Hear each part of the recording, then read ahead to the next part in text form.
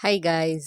હવે જો ઉનાળાની અંદર અત્યારે પાકેલી કેરીની શરૂઆત થઈ ગઈ છે, તો થયું કે ચાલો તમારી સાથે એકદમ યુનિક સ્ટાઇલથી ને બિલકુલ ઓછા ખર્ચમાં આપણે આઈસ્ક્રીમ તૈયાર કરીશું. અને આ આઈસ્ક્રીમ માટે આપણે કોઈ બહારના ક્રીમની જરૂર નથી, ન તો કોઈ આપણે પાવડર યુઝ કરીશું.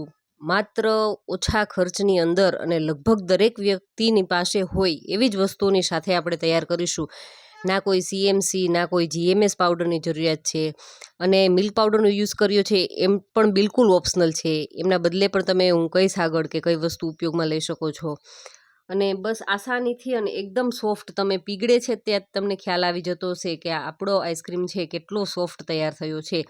તો એકવાર ચોક્કસથી ટ્રાય કર્યા જેવો આઈસ્ક્રીમ છે. તો એમના માટે થઈ અને સૌથી પહેલાં તો આપણે દૂધ લેવાનું છે. તો દૂધ છે શક્ય હોય તો ફૂલ ફેટ દૂધ લેવાનું છે. તો અત્યારે મેં 1/2 લીટર દૂધ લીધું છે અને એમની અંદર 2 ચમચી જેટલો આપણે મિલ્ક પાવડર યુઝ કરીશું. અને જો મિલ્ક પાવડર તમારી પાસે ન હોય તો તમારે કંઈ યુઝ કરવાની જરૂર નથી. આગળ આપણે મલાઈનો ઉપયોગ કરી લેશું. અને 1 ચમચી જેટલો રોટલીનો લોટ એટલે કે ઘઉંનો ઝીણો લોટ લેવાનો છે.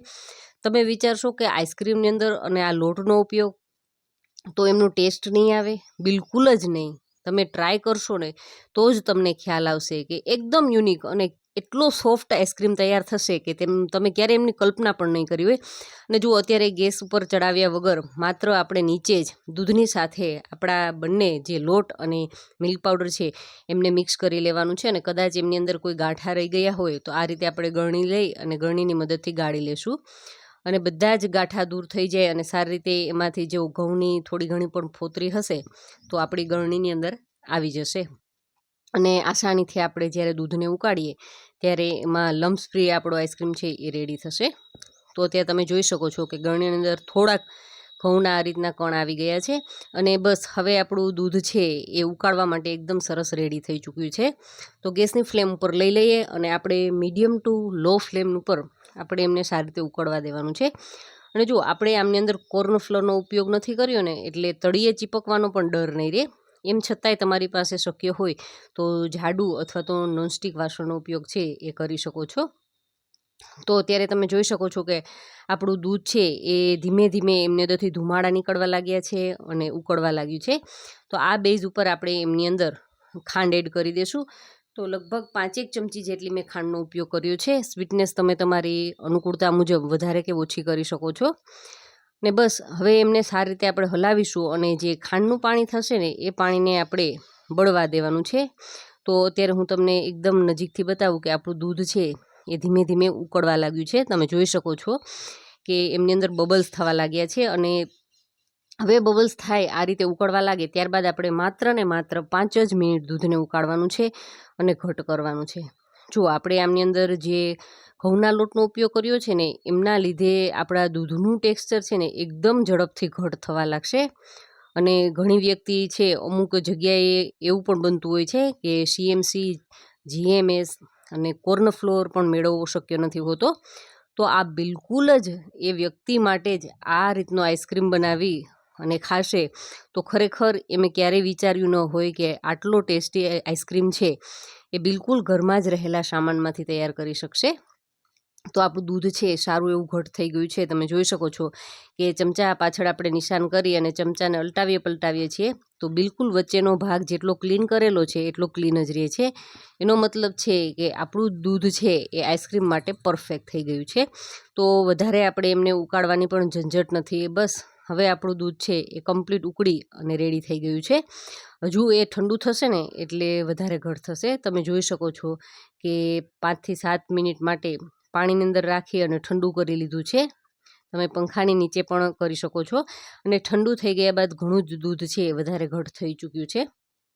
તો હવે કેરીની સિઝન છે તો કેરીવાળો આઈસ્ક્રીમ તૈયાર કરવો છે તો એમની અંદર તમારી પાસે જે કેરી અવેલેબલ હોય એ તમે ઉપયોગમાં લઈ શકો છો. અત્યારે ખાસ એ કે થોડીક વધારે પડતી પાકેલી હોય, ટૂંકમાં મીઠી કેરી હોય એમનો ઉપયોગ કરીએ તો વધારે સારું. તો અત્યારે મારી પાસે કેસર કેરી હતી તો એમના આપણે છે 1 નંગ કેરી લીધી છે મીડિયમ સાઇઝની. એમાંથી નાના નાના પીસીસ કરી ને 1/2 બાઉલ જેટલો આપણે સાઈડ પર રાખી દઈશું. આગળ એમનો ઉપયોગ કરીશું. અને બીજી આપણી પાસે વધેલી કેરી છે એમના આપણે પીસીસ કરી અને મિક્સી જારની અંદર લઈ લેવાના છે અને આપણે એમને ક્રશ કરવાના છે. તો આપણે એકદમ જ એમનો ફાઇન કહીએ કે પેસ્ટ પ્યુરી ટાઈપનું એ નથી કરવાની જરૂરિયાત. એમાં થોડાક પણ એમના ચંક્સ રહેશે અને ખાવામાં આવશે તો ખૂબ મજા આવશે. તો હવે આપણે એમનો પલ્પ છે એ રેડી કરી લઈએ. તો બસ આ રીતનું આપણે કરવાની જરૂરિયાત હતી, એટલું કમ્પ્લીટ છે. હવે આપણું દૂધ છે એ પણ સારી રીતે ઠંડુ થઈ ઘટ થઈ અને આવી ગયું છે. તો એમને આપણે એક મિક્સી જારની અંદર લઈ લઈશું. મોટા જારની અંદર એમને લઈ લઈએ અને એમાં થોડાક કદાચ ગાંઠા થયા હોય તો આપણે એમને મિક્સી જારને ચલાવી લેશું એટલે એ કમ્પ્લીટ થઈ જશે. અને 1 ચમચી જેટલી બસ ઘરમાં જે દૂધ ઉપર જામેલી મલાઈ છે એ એડ કરી દીધી છે અને બસ સારી રીતે હલાવી લીધું છે આપણે. તો તમે જોઈ શકો છો કે દૂધ છે આપણું રેડી છે આઈસ્ક્રીમ બનાવવા માટે. હવે એમની અંદર આપણે જે કેરીવાળું મિશ્રણ છે એ એડ કરી દેવાનું છે. તો હવે આપણે મિક્સર ચલાવવાનું નથી, માત્ર એમને સારી રીતે મિક્સ કરવાનું છે. એ પણ આપણે ખાલી સ્પૂનની મદદથી જ આપણે એમને હલાવી અને લઈ લેવાનું છે. તો કોઈ પણ એક કન્ટેનર લઈ લેશું અને એમાં આપણે એમને ટ્રાન્સફર કરી લેવાનું છે. તો આપણે આપણું દૂધ છે, આપણું ટૂંકમાં આઈસ્ક્રીમ માટેનો બેઝ છે એ કમ્પ્લીટ રેડી થઈ ગયો છે. તો આપણે આ પ્લાસ્ટિક કન્ટેનરની અંદર લઈ લેવાનું છે અને હવે આપણે એમને ઢાંકી અને લગભગ 1 કલાક માટે ફ્રીઝરની અંદર સેટ થવા માટે મૂકી દેવાનું છે. એટલે 1 કલાકની અંદર એ બિલકુલ જામી નહીં જાય, પણ ઘણું એવું ઘટ થઈ જશે અને ઉપરની સપાટી છે એ થોડી એવી જામી જશે. તો 1 કલાકના સમય બાદ હું તમને બતાવું તો આ રીતનું આઈસ્ક્રીમનું ટેક્સચર છે એ થઈ ગયું છે. સાઈડ પરથી એ થોડું જામી ગયું છે. અને હવે આપણે કેરીના ટુકડા એમની ઉપર રાખીશું ને, આ રીતે એડ કરીશું ને, તો એ ઉપરની સપાટી ઉપર એકદમ સરસ દેખાશે અને ઉપર રહી જશે. શરૂઆતમાં આપણે જ્યારે એમ મિશ્રણ છે ડબ્બામાં એડ કર્યું ત્યારે જો આપણે એમની અંદર આ કેરીના ટુકડા એડ કરીશું તો શું થશે કે તળિયે બેસી જશે. તો થોડીવાર માટે સેટ થવા દેશું અને આ રીતે ઉપરથી થોડાક ડ્રાયફ્રૂટ તમને ગમતા હોય તો ડ્રાયફ્રૂટ પણ એડ કરી શકો છો. તો મેં કાજુ અને બદામ એડ કરી અને ફ્રીઝરની અંદર સેટ થવા માટે ઓવરનાઇટ અથવા તો 5 થી 7 કલાક એ તમારા ફ્રીજના કુલિંગ ઉપર ડિપેન્ડેડ રહેશે. તો લગભગ મારે 7 થી 8 કલાકનો સમય થઈ ગયો છે અને આપણું આઈસ્ક્રીમ છે એકદમ સરસ જામી અને રેડી થઈ ગયું છે, સરસ સેટ થઈ ચૂક્યું છે. અને તમે જુઓ મેલ્ટ પણ કેટલી ઝડપથી થાય છે, એ જ તમને બતાવે છે કે આપણો આઈસ્ક્રીમ છે એ કેટલો સોફ્ટ રેડી થયો છે. તો બસ હવે તમને ગમતા કોઈપણ શેપમાં અથવા તો તમે આ રીતે ડબ્બામાં નહીં અને તમે એમની કેન્ડી કરવા માંગતા હોય ને તો એ પણ કરી શકો છો.